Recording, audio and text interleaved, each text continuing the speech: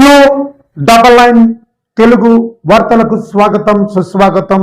నేను మీ శ్రీనివాస్. నిజం చెప్పే దమ్ము మీకుందా? నిజం రాసే సత్తా బాగుంది. విజయనగరం జిల్లా శృంగవరపుకోట నియోజకవర్గం లక్వరపుకోట మండలంలో శివారు గ్రామమైనటువంటి తామరపల్లి రెవెన్యూలో ఉన్నటువంటి కోనమస్వానిపాలెం గ్రామంలో ఒక్కొక్కటిగా వెలుగు చూస్తున్నటువంటి అక్రమాలు ఈరోజు మీ ముందుకు తీసుకురాబోతున్నాను. ముఖ్యంగా ఏదైతే ప్రభుత్వాలు ప్రతిష్టాత్మకంగా చేపట్టినటువంటి గోవుల కోసం నిర్మించినటువంటి గోశాలను కూడా సైతం వదలని ఈ యొక్క ప్రబుద్ధులు ఎవరు అనే పూర్తి వివరాలు మీకు చూపించబోతున్నాను. ముఖ్యంగా ఏదైతే కోనమస్వానిపాలెంలో సర్వే నెంబర్ తామరపల్లి రెవెన్యూలో సర్వే నెంబర్ 190, 191లో ఏదైతే ఈ కట్టడాన్ని అయితే నిర్మించారు, దాని యొక్క విజువల్స్ కూడా మనం పక్కన ఉన్నటువంటి స్క్రీన్ లో మనం పూర్తిగా మీరు చూస్తున్నారు.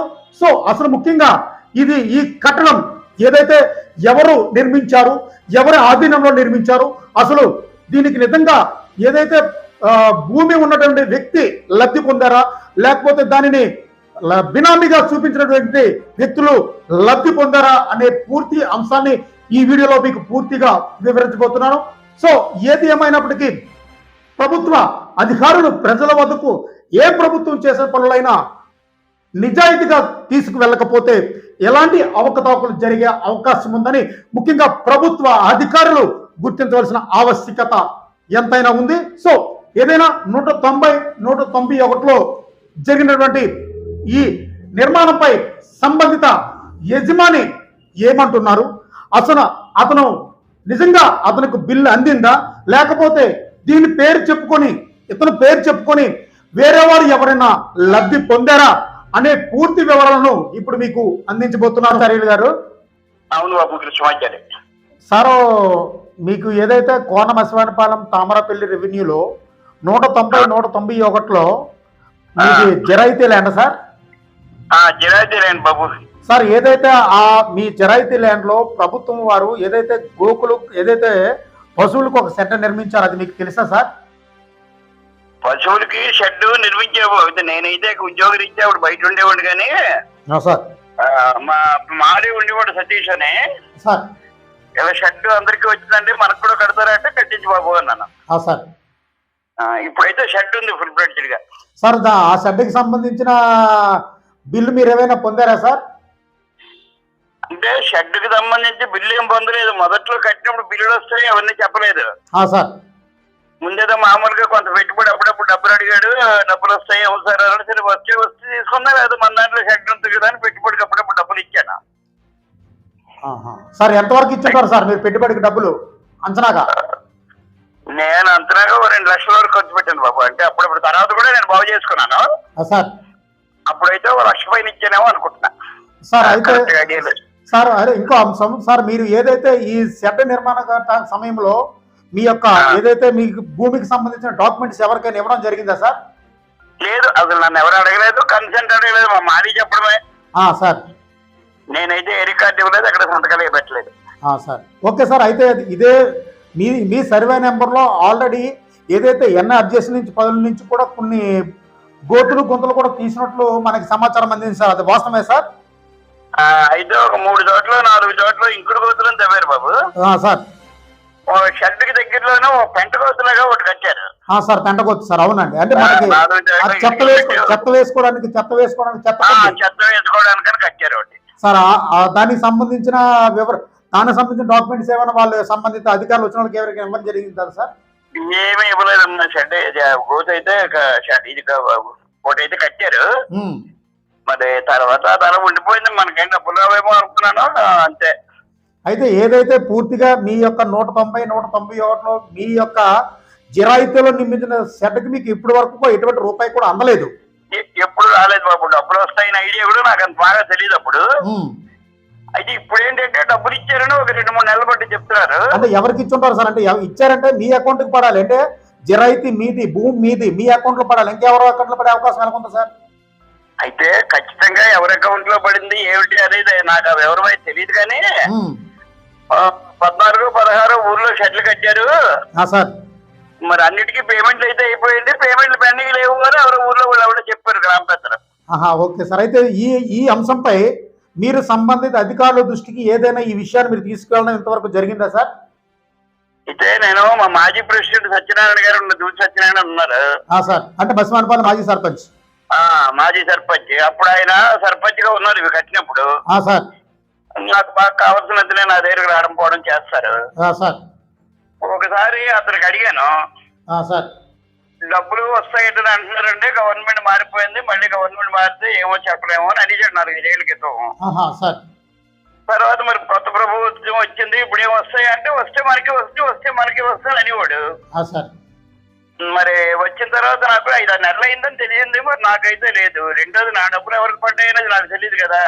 అవును సార్. ఏంటంటే ఇలాంటి షెడ్ నిర్మాణం చేసేటప్పుడు సంబంధిత అధికారులు వచ్చి అక్కడ జియో ట్యాగింగ్ చేసి ఎవరైతే 1B కలిగి ఉన్నారో, ఉండండి సార్ ఒక్క నిమిషం సార్, ఎవరైతే 1B కలిగి ఉన్నారో వాళ్ళకు మాత్రమే ఇలాంటి షెడ్లు అలాట్మెంట్ చేయడం జరుగుతుంది సార్. మరి మీరు ఏమి కూడా షెడ్కి ఎటువంటి డాక్యుమెంట్స్ ఇవ్వలేదు అంటున్నారు. మీకు మీ షెడ్ ఎలాగ అలాట్మెంట్ అయిందని మీరు అనుకుంటున్నారు సార్? అయితే నేను మా సతీష్ అని మా మాది ఉన్నాడు కదా. అవును సార్. అతన్ని మామూలుగా 1-2 సార్లు అడిగాను, బాబు మన షెడ్ కడుతున్నాం కదా, ఎవరైనా గ్రౌండింగ్ చేశారా, ప్లేస్ ఎవరు చూపించారు అక్కడ చెప్పండి సార్. తర్వాత అధికారులు ఎవరైనా దానికి సంబంధించిన ఎవరైనా వచ్చి చూడటం ఏదైనా జరిగిందా అని అడిగాను ఒకసారి. సార్. నేను లేనండి, మా అమ్మగారు మా పిల్లలు మా ఆవిడ వాళ్ళు ఉన్నారు, ఎవరు 2-3 సార్లు వచ్చారటండి, నేను నాకైతే ఎవరో తెలీదు అని రమణం అయితే వచ్చాడు నేను లేనప్పుడు. అదే సార్. అంటే భూమి ఎవరిదైతే మనము ఏదైనా ఇప్పుడు ప్రభుత్వం నుండి ఏదైనా లబ్ధి పొందుతాం అనుకుంటారు సార్. ఇప్పుడు ఉదాహరణకి మనము ప్రభుత్వం నుంచి ఒక ఇల్లు పొందుతున్నాం అనుకోండి సార్. ప్రభుత్వం నుంచి సంబంధిత డాక్యుమెంట్స్ అన్ని కూడా మనకి సంబంధించిన డాక్యుమెంట్స్ అన్ని కూడా పెడితే గానీ మనకి అప్రూవల్ అనే పరిస్థితి. అలాంటిది మీరు ఎటువంటి డాక్యుమెంట్ ఇవ్వకుండా వేరే వ్యక్తి మీద ఈ విధంగా శ్రీనిబాబు ఒకటి చెప్పరా? చెప్పండి సార్. ఇప్పుడు డాక్యుమెంట్లు అయితే పూర్వం ఏదో మన ఉమ్మలు వచ్చేది. అవును సార్. ఇప్పుడు ఏముంది, నెట్లో తీసేసుకుంటున్నారు అందరూ. అవును సార్. అవును సార్. అవును సార్. అలాగేమని ఇచ్చారేమో మరి నాకు తెలియదు సార్. నెట్ లో తీసుకున్నా ఎక్కడ తీసుకున్నా డబ్బులు అనేవి దానికి సంబంధించిన పేమెంట్ అనేది మీ అకౌంట్ లో పడాలి కానీ, లేదా మీ సంబంధిత మీరు ఎవరైతే రిఫర్ చేస్తారో వాళ్ళ అకౌంట్ లో పడాలి కానీ వేరే వ్యక్తులకు పడే అవకాశం అయితే లేదు కదా సార్. అంటే ఇప్పుడు నాకు ఒక డౌట్ ఏంటంటే సార్, మరి అన్ని తెలిసిన వాళ్ళు మీరు అలాగే అంటారు ఏంటంటే నేను చెప్పలేదు కానీ సార్, ఇప్పుడు వస్తాయి అంటే మనకి అందరికి వచ్చినప్పుడు వస్తాయని ఊరుకున్నా సార్. అయితే డబ్బులన్నీ అయిపోయినాయని తెలిసిన తర్వాత సార్ మా మారికి అడిగాను, బాబు మన డబ్బులు ఎవరికైనా వచ్చాయా, ఎవరి పేరు ఉందా, మన పేరు ఉంది ఏంటని. సార్ ఊళ్ళో మరి ఎవరి పేరు ఉందామనండి, మరి దూదోళ్ళు ఎవరి పేరు ఉన్నట్టుంది, నాకు అది బాగా తెలీదు, మన పేరు అయితే రాలేదు అని అన్నాడు. అంటే ఇప్పుడు నేను ఈ విషయము సార్ ఒకసారి మాకు గ్రామంలోని ఫీల్డ్ అసిస్టెంట్ ఒక ఆయన ఉన్నాడు బండప్పని, అతనికి ఒకసారి ఫోన్ చేసి అడిగాను, సార్ బాబు ఈ షెడ్ కట్టరు కదా మీ ఉపాధి హామీలోని వచ్చిందట, మరి నీకేమైనా వివరాలు తెలియాలి కదా, ఎవరు గ్రౌండింగ్ చేశారు, అప్పుడు నేను లేను, మరి అన్ని షెడ్లకి డబ్బులు వచ్చాయి అంటున్నాడు, మరి మన షెడ్ కూడా వచ్చిందా నీకు తెలుస్తుంది కదా అని అన్నాను. మీ దాంట్లో అయితే ఏమీ లేదని నేను రికార్డ్ చేశాను, మీ పేరు గారు ఎక్కడ లేదని అని చెప్పాడు. ఇదే సార్ పక్కాగా మీ దాంట్లో కట్టినట్టు మనకి వీడియోస్ ఉన్నాయి, ఎవిడెన్స్ ఉన్నాయి, మళ్ళీ మీ దాంట్లో కట్టకుండా దానికి ఎలాగంటే బిల్లు వస్తుంది. అయితే ఇప్పుడు ఈ విషయము సార్ నేను ఈ మధ్యన సరిగా లేకపోవడం కొన్ని సమస్యల వల్ల వెళ్ళలేదు కానీ సార్ ఇప్పుడు ఎవరో మండల లెవెల్లోనో ఇక్కడ జిల్లా లెవెల్లో ఎవరో దీనికి సంబంధించిన అధికారులు ఉంటారు కదా. అవును సార్. అవును సార్. అవును సార్. ఎవరో ఏపీఓ గారు ఎవరో ఎన్కోట్ లో ఉంటారంట. అవును సార్. మండలానికి సంబంధించి ఏపీఓ గారు ఉంటారు, అలాగే నియోజకవర్గానికి సంబంధించి ఏపీడీ గారు ఉంటారు, అలాగే జిల్లాకు సంబంధించి పీడీ గారు ఉంటారు సార్. అయితే నేను ఒకసారి ఆ ఏపీఓ గారి దగ్గరికి వెళ్ళి సమస్య చెప్దాం అంటే నాకు ఈ మధ్య ఖాళీ ఉండకెళ్ళలేదు, వెళ్దామని ఉద్దేశం ఉంది. సార్ ఏపీఓ గారిని ఏంటి ఇలా ఏంటి సార్ ఇట్లాగా మాకు వచ్చిందా, మా గ్రామంలోనే అన్ని షెడ్లు అయిపోయా, అసలు మా షెడ్ పరిస్థితి ఏంటి, మరి కిందనే ఫీల్డ్ అసిస్టెంట్ అడిగితే సరైన స్పందన లేదు సార్, సార్ మీ దృష్టిలో ఏమైనా మీకు తెలుస్తుంది కదా, మరి మీరు గ్రౌండింగ్ చేసి అన్ని చేస్తారు కదా అని ఆయన సరే ఏపీఓ గారిని అడుగుదామని ఐడియా ఉంది సార్. నాదొక చిన్న విషయం సార్, అంటే మనము ఏదైతే ప్రభుత్వానికి సంబంధించిన షెడ్ నిర్మించి ఉంటే మీ అనుమతితో మీ యొక్క భూమికి సంబంధించిన పత్రాలతో అనుమతి పొందిన తర్వాత ఏదైతే దానికి సంబంధించినటువంటి ఎన్ఆర్జీఎస్ నిధులకు సంబంధించిన గ్రామానికి సంబంధించిన ఫీల్డ్ అసిస్టెంట్ ఉన్నాడో అతను వచ్చి జియో ట్రాకింగ్ చేసిన తర్వాత మాత్రమే ఈ పనులన్నీ స్టార్ట్ చేయడం జరుగుతుంది సార్. అలాంటివి జరగలేదు. అంటే మరి జియో ట్రాకింగ్ జరిగిందంటే ఇది ఏదైతే సంబంధిత ఫీల్డ్ అసిస్టెంట్ అండర్లో జరిగి ఉంటది, లేకపోతే అది నిజంగా మీరు అన్నట్టు ప్రభుత్వం దృష్టిలో అది నమోదు అయిపోయి ఉండొచ్చు సార్. అయితే ఇప్పుడు చివరిగా నీకు శ్రీనివాస్ నీకు చెప్పేది ఏంటంటే సార్, నువ్వు అడిగావు కాబట్టి సార్, షెడ్ అనేది ఉంది కాబట్టి నా పేరు నీ పేరు ఏదో ఒక పేరు మీద కట్టి ఉండాలి. అవును సార్, అవును సార్. నేను కొంచెం ఆ వివరాలకు ఏపీఓ గారిని కలిస్తే గానీ ఏం చెప్పలేను. అలాగే సార్, అలాగే సార్, అలాగే సార్. అయితే ఇంకొక విషయం నాకేంటి బాధ అనిపిస్తుందంటే సార్, ఏదో 1,00,000 2 లక్షలు పెట్టుకున్నా షెడ్ నా దాంట్లో ఉందని అనుకుందామన్నా నా డబ్బుల గురించి కాకపోయినా సార్ అసలు ఫీల్డ్ అసిస్టెంట్లు విలేజ్ లెవెల్లోనే అసలు ఎంతవరకు ఇలాంటి ఫ్రాడ్ అయితే జరిగిందేమో నాకు పూర్తిగా నమ్మకం ఉంది. ఫ్రాడ్ అనేసి మీరు పూర్తిగా నమ్ముతున్నారు? ఎక్కడ ఫ్రాడ్ జరిగిందా అనేది మరి కొంచెం అధికారులు అడిగితే గానీ ఏం చెప్పలేను సార్.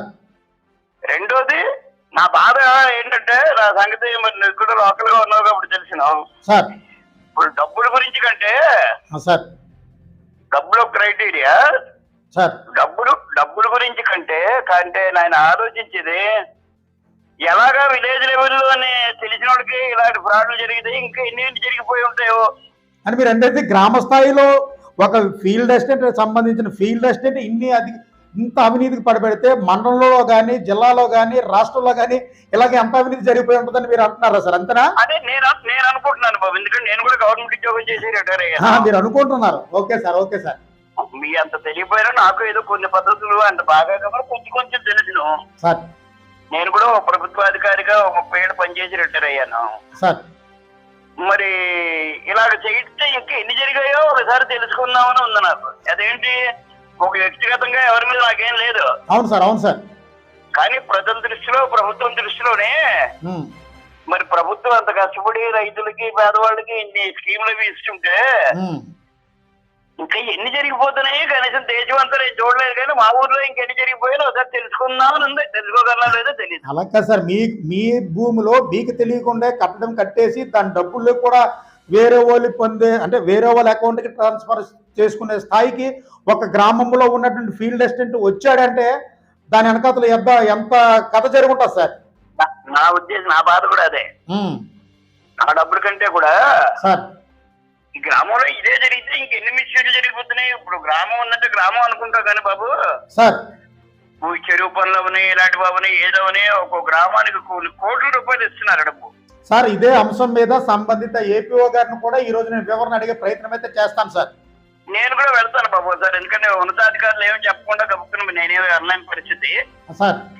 వాళ్ళ ఉద్దేశం కూడా తెలిస్తే ఒక మనకు ఖచ్చితంగా తెలిసిపోద్ది. నేనే వెళ్ళడానికి కొద్దిగా వీలవక వెళ్ళలేదు.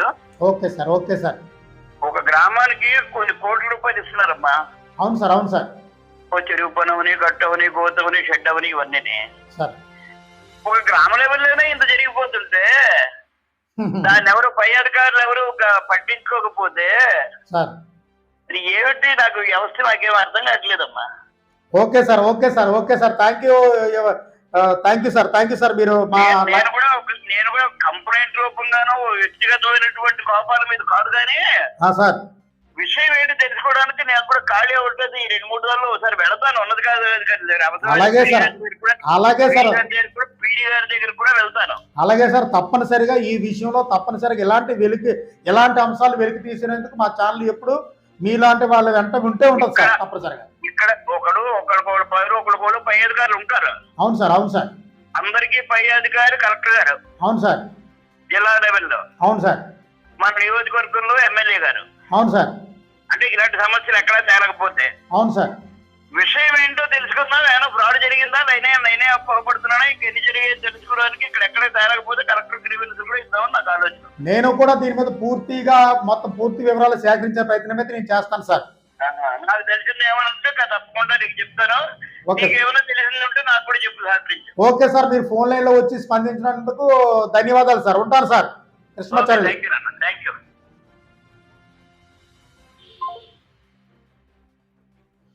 ఓకే, ఇప్పుడు ఏదైతే కృష్ణమాచార్యులు గారు డైరెక్టర్ గా ఫోన్లోకి వచ్చి తన ఆవేదనను ఏ విధంగా వ్యక్తం చేస్తారో మనం చూసాం. అంటే తను ఒక ప్రభుత్వ ఉద్యోగి అయి ఉండి కూడా ఇలాంటి గ్రామంలో ఉన్నటువంటి ఒక ఫీల్డ్ అసిస్టెంట్ ఇంత ఏదైతే ప్రభుత్వానికి వచ్చినటువంటి నిధులను దోచుకుంటున్న విధానాన్ని చూసి ఆయన ఆశ్చర్యపోయిన సందర్భాన్ని అయితే మనం చూసాం. ఇలాగా ఒక గ్రామంలో ఉన్నటువంటి ఒక చిరు ఉద్యోగి ఇంత అవినీతికి పాల్పడితే ఇది మండల స్థాయిలో కానీ అలాగే జిల్లా స్థాయిలో కానీ రాష్ట్ర స్థాయిలో కానీ ఎంతవరకు ఉంటుందనే ఆవేదన అయితే మన కృష్ణమాచార్యులు మనకి తెలియజేయడం జరిగింది. సో ఒక్కసారి మనం ఏపీఓ మేడం గారు కూడా దీనిపై వివరణ అడిగే ప్రయత్నం అయితే మనం చేద్దాం.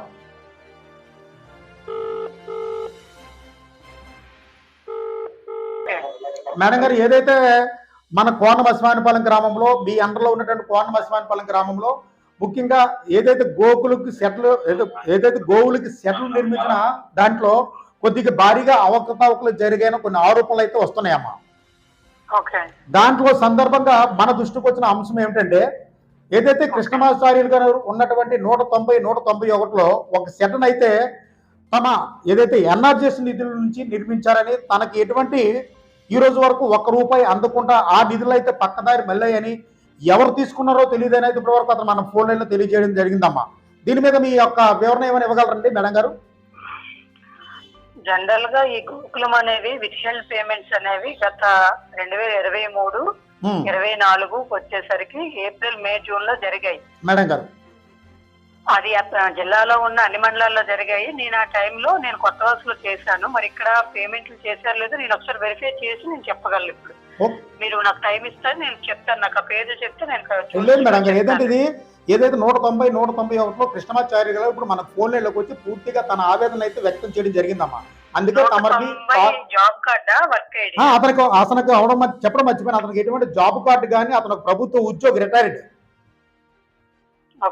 అతను ఒక ప్రభుత్వ ఉద్యోగి, అతనికి ఎటువంటి జాబ్ కార్డు కానీ అసలు ఏ రోజు కూడా మన చెరువు పనికి వెళ్ళని పరిస్థితిలో అతను ఏమైనా ఆరోపిస్తున్నారంటే, సారు నాకు ఎటువంటి జాబ్ కార్డు కూడా లేదు, నేను ప్రభుత్వ ఉద్యోగిని.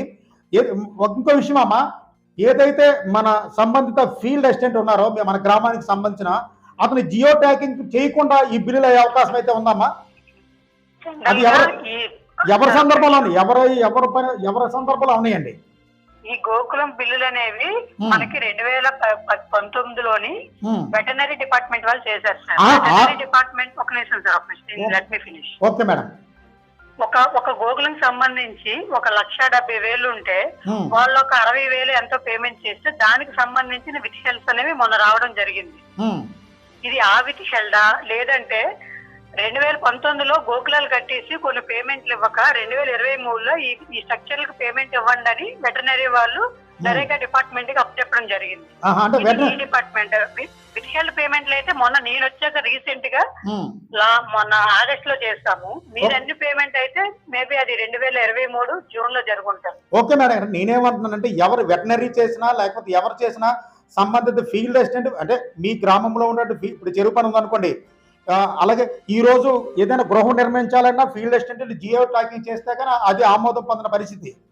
శ్రీనివాస్ గారు, గోకులాలకైతే మనం ఏమి జియో ట్యాగింగ్ ఏం అవసరం లేదు. ఇప్పుడు మన నరేగాలో ఉన్న గోకులాలకైతే బోన్ జియో ట్యాగింగ్ అవసరం. కానీ అప్పుడు ఏవైతే వెటర్నరీ ద్వారా శాంక్షన్ అయ్యాయో వాటికి గోకులం సంబంధించి బోన్ ట్యాగింగ్ అంతా వెటర్నరీ డిపార్ట్మెంట్ థర్డ్ పర్సన్ తో చేయించుకున్నారు. అంటే నేను ఇంకొక అతను ఎంక్వైరీ చేస్తే సంబంధిత ఫీల్డ్ వేరే ఫీల్డ్ అసిస్టెంట్ నేను ఎంక్వైరీ చేస్తే ఈ గోకులంలో కూడా 4 గోవులకు ఒక షెడ్, 6 గోవులకు ఒక షెడ్ ఉంటారని అది వాస్తవం మేడం? అది కరెక్టే. 4 పశువులకి ఒక షెడ్ ఇస్తారు, 6 పశువులకు ఒక షెడ్ ఇస్తారు మేడం గారు. గతంలో ఏంటంటే 2019లో మన మండలంలో సుమారుగా ఒక 670 వరకు శాంక్షన్ అయ్యే వెటనరీ డిపార్ట్మెంట్ ద్వారా. ఓకే మేడం గారు. అందులో సగం వరకే పేమెంట్లు అయ్యే, రిమైనింగ్ ఉండిపోయి ఇప్పుడు ఏ కేటగిరీ అనేది నాకు క్లారిటీ లేదు. అప్పుడు ఉన్నటువంటి స్టాఫ్ ఎవరైతే ఉన్నారో వాళ్ళతో నేను మాట్లాడి మళ్ళీ మీకు సంప్రదిస్తాను. పేర్లు చెప్పండి ఒక్కొక్కసారి. నాకు అతని పేరైతే కృష్ణమాచార్యులు మేడం గారు. సర్వే నెంబర్ మాత్రమే నాకు తెలుసు. కృష్ణమాచార్యులు గారు సర్వే నెంబర్ 190, 191లో 191. ఇదివరకే ఆ భూమిలో మన ఎన్ఆర్జీఎస్ నుంచి గుంతలు ఏమంట కదా అవి తీయడం జరిగింది.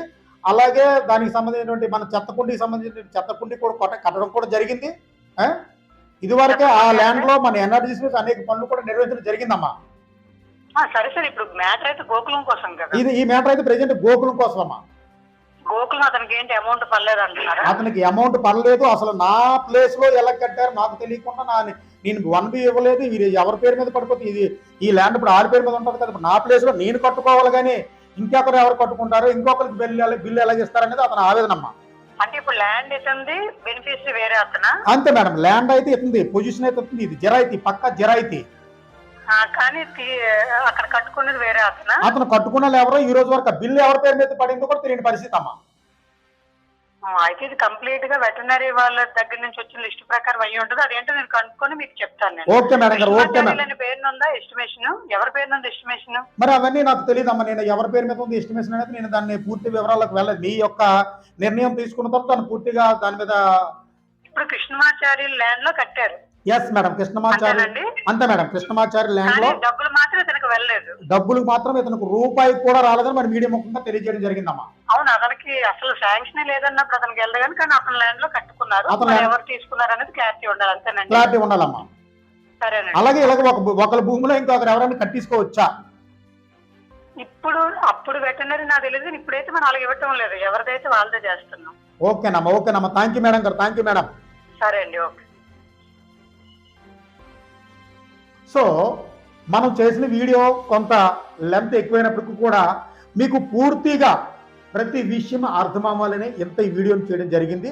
దయచేసి దీన్ని మీరు ప్రతి ఒక్కరు కూడా పరిగణలోకి తీసుకొని, సో చూసారా, అంటే ఒక వ్యక్తికి తెలియకుండా తన సొంత జరాయితీలోనే వేరే వ్యక్తులు ప్రవేశించి తన భూమిగా చూపించి ఈరోజు బిల్లు పొందిన పరిస్థితి అయితే మనకు పక్కాగా అర్థమవుతుంది. సో దీని మీద మీరు నిజంగా ఇది న్యాయమా అన్యాయమా అనే అంశాన్ని మీరు కామెంట్ రూపంలో తెలియజేయండి. ఎందుకంటే మీ కామెంట్ ద్వారా ఎలాంటి నేను ఎక్కువగా వీడియోలు చేసే అవకాశం ఉంటుంది, ప్రజల్లోకి వెళ్ళే అవకాశం ఉంటుంది, ప్రజల యొక్క ఇబ్బందులను మన వీడియో ద్వారా మీకు తెలియజేసే అవకాశం ఉంటుంది. దయచేసి ఇంతవరకు మీరు ఆ ఛానల్ని సబ్స్క్రైబ్ చేసుకోకపోతే తప్పనిసరిగా మన ఛానల్ని సబ్స్క్రైబ్ చేయండి.